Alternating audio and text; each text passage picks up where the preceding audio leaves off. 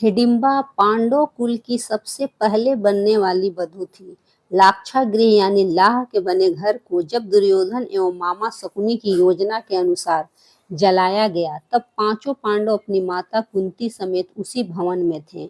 इन सभी की हत्या करने हेतु ऐसा किया गया था। अपनी सामर्थ्य एवं दैविक कृपा से वो वहां से बच निकले और वेश बदल कर रहने लगे। इसी क्रम में वे एक जंगल में पहुंच गए।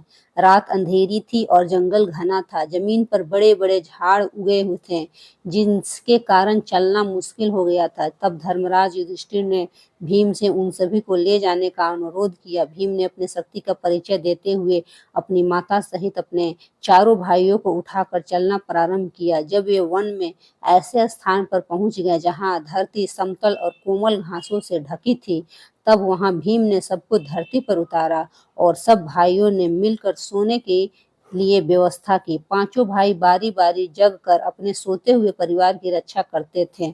इस बार भीम की बारी थी। वह जंगल अपने वृक्ष, चट्टानों सहित काली शक्तियों के प्रभाव के कारण मायावी था तथा एक शक्तिशाली एवं मायावी राक्षस हिडिंब का राज्य था। जंगल में आने वाला कोई भी मानव इस मायावी स्थान से निकल नहीं पाता था, अपितु राक्षसों का आहार बन जाता था। इन राक्षसों की घ्राण यानी सूंघने की शक्ति बड़ी तेज थी। जंगल में मानव के प्रवेश को तुरंत भांप लेते थे। जब राक्षस राज हिडिंब को इन मनुष्यों के आने का पता चला, तो वह मानव मांस खाने के लिए ललायित हो उठा। उसने अपनी बहन हिडिंबा को उन मनुष्यों को उसके सामने प्रस्तुत करने का आदेश दिया। हिडिंबा पांडवों के समीप जा पहुंची। भीम को देख हिडिंबा मोहित हो गई।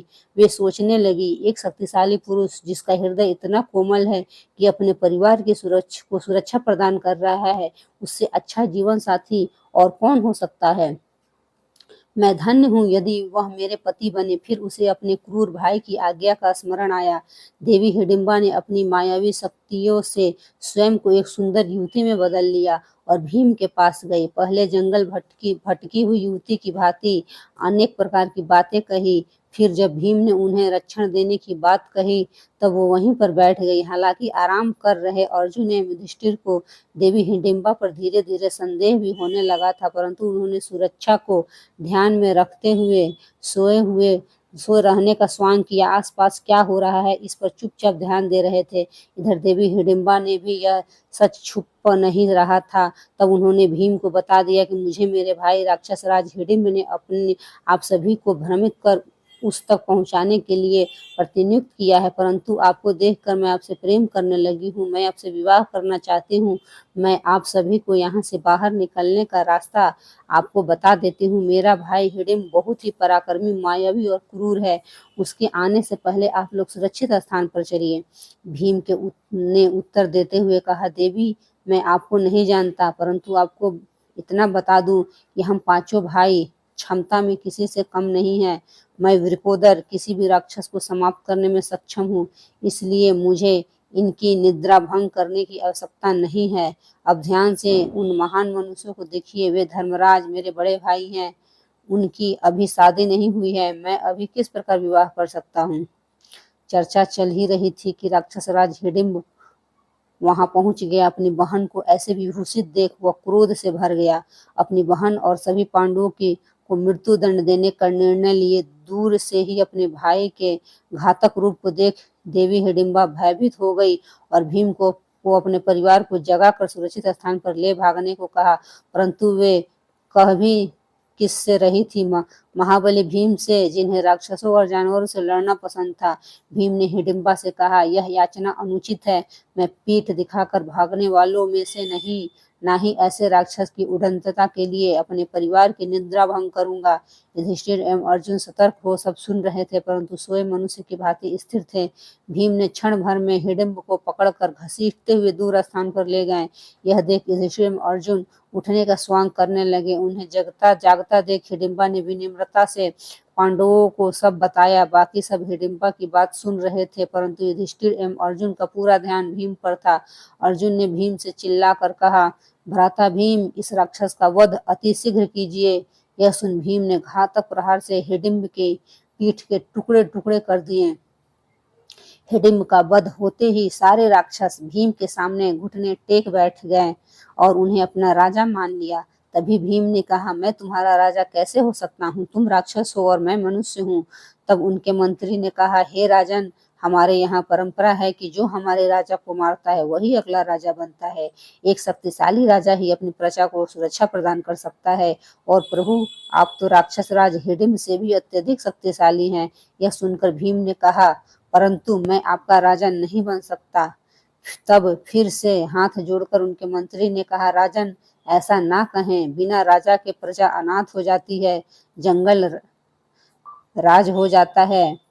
इन सब बातों को सुन कर धर्मराज युधिष्ठिर ने विचार करने हेतु समय मांगा। तभी वहां देवी हिडिंबा आकर पांडु पुत्र भीम से कहती है, हे राजन, कृपया कर मेरे प्रेम को स्वीकार करें, मुझे अपनी पत्नी बनने का सौभाग्य दें।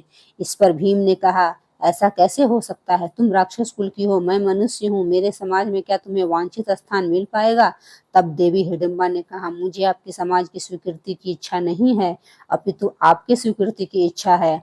आप यहाँ का राजा बन मुझसे विवाह कर 1 वर्ष तक मेरे साथ रहें। जब मुझे पुत्र रत्न की प्राप्ति हो जाएगी, आप यहाँ से प्रस्थान कर सकते हैं। हम मायावी जाति के हैं, मेरा पुत्र जन्म के कुछ समय बाद ही युवा अवस्था को प्राप्त हो जाएगा, तब आप यहाँ से प्रस्थान कर सकते हैं। मैं आपको नहीं रोकूंगी। मेरे पुत्र के रूप में इस कबीले को उसका राजा मिल जाएगा। फिर रोते हुए माता कुंती के चरणों में गिरकर कहा, माता, एक स्त्री के प्रेम की पीड़ा को आप ही समझ सकती हैं, मुझे अपनी पुत्रवधू स्वीकार कर लीजिए।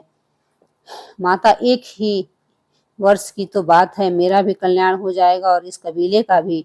माता कुंती ने देवी हिडिंबा से कहा, हे पुत्री, तुम्हारी बातें तो धर्म संगत लग रही है, मुझे विचार करने का समय दो। फिर चर्चाओं के उपरांत माता कुंती समेत सभी पांडव इस बात पर सहमत हो गए। इस प्रकार प्रजा को अनाथ करके जाना धर्म संगत नहीं है। फिर भीम ने कबीले का राजा होना स्वीकार किया, देवी हिडिंबा से विवाह किया और उनका एक पुत्र हुआ, महाबली घटोत्कच। मायावी राक्षस होने के कारण जन्म के कुछ समय उपरांत ही घटोत्कच युवा हो गए और अपने पिता भीम, अपनी पितामही देवी कुंती सहित अपने सभी काकाओं को दंडवत प्रणाम किया और उन्हें वचन दिया कि जब भी पांडवों को उनकी आवश्यकता पड़ेगी, वह केवल स्मरण मात्र से वहां उपस्थित हो जाएंगे। देवी हिडिंबा ने भी अपने वचन अनुसार अपने पति भीम, उनके भाइयों तथा उनकी माता देवी कुंती को विदा किया। नमस्कार दोस्तों, अगर कहानी अच्छी लगी हो तो एक लाइक जरूर करें। धन्यवाद।